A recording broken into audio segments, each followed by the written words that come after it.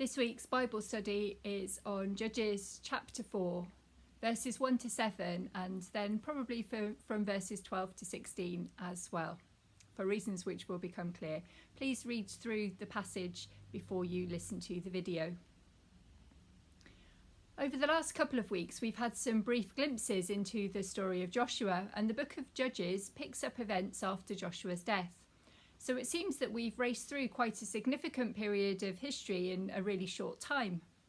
Our reading today focuses on an important story of a woman leader of ancient Israel. The lectionary seems to cut it rather short, so I would suggest reading on to verse 16 at least, or even to the end of the chapter. The first 3 verses tell us about what has brought Israel to the present crisis. There's a bit of a formula to this which can be seen frequently in this book. The people sin, Yahweh punishes them by allowing an oppressor to flourish. The people cry out to God for mercy and help.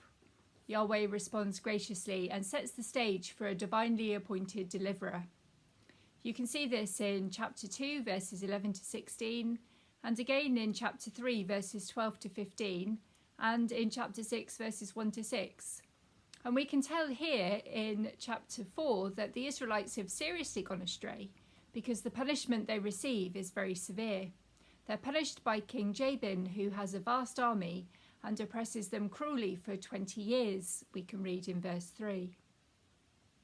And then in verse 4, we're introduced to Deborah.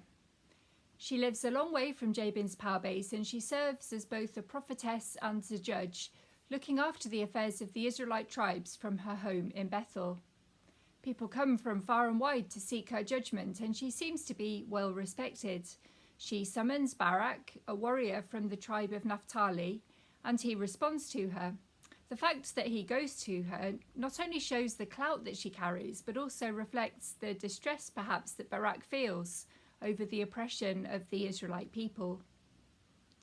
We don't know exactly how Yahweh communicates with Deborah, but in verse 6 it's clear that she's acting under divine authority. God wants Barak to lead a combined army from his own tribe, Naphtali, and from the nearby tribe of Zebulun against the army of Jabin. We hear a lot about General Sisera, who commands Jabin's army, giving the impression that he has immense skill and power. But the whole situation is under Yahweh's control and authority. Neither of those things are any match for Yahweh's strength. We can discover this in verse 7. Yahweh will be the one to draw Sisera and his troops out in order that Barak and his troops can destroy them. You might be interested to know that the Wadi Kishon, which is mentioned in verse 7, and Mount Tabor, which is mentioned in verse 12, are both situated near the Jezreel Valley, which was the scene of many ancient battles. Saul meets his death against the Philistines at a place only a few miles south of Mount Tabor. You can look at that in 1 Samuel chapter 31, verse 1. Sisera hears that Barak has been mobilized, and he counters with his own army. So we see that in verses 12 to 13. He does exactly what Yahweh promised in verse 7. Now previously Barak has stated that he'll only act if Deborah goes with him, which she does. And in verse 14 she renews her command to Barak and again emphasizes Yahweh's involvement in what is happening. This is the day on which the Lord has given Sisera into your hand. The Lord is indeed going out before you, she says. And these are key theological statements that underpin the whole story. The Lord has given, and the Lord is going before. What will happen is not just a demonstration of Yahweh's power over the mightiest of human armies, but more importantly, it's supposed to be seen as evidence of Yahweh's love and mercy towards a sinful and suffering Israel.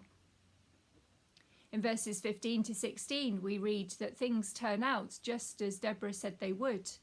Barak has a large army, but it's Yahweh's power and presence that makes all the difference.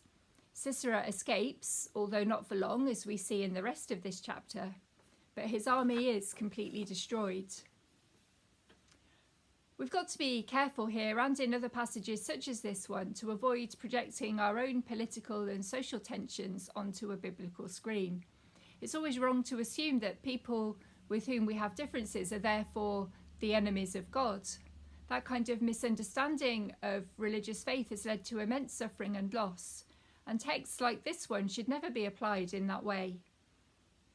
It's hard to read a story like this, and perhaps you felt rather uncomfortable as you were going through it. I know I did. And you might be wondering what positives you can take away from it. After all, it's not easy to read about a decisive victory in which God is seen to have planned the complete destruction of the losing side. We must assume that the compilers of the lectionary considered that there is something of value here for the life of the church.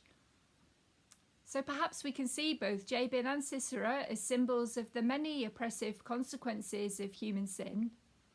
For example, greed leads people to consider their own wants and desires as more important than other people.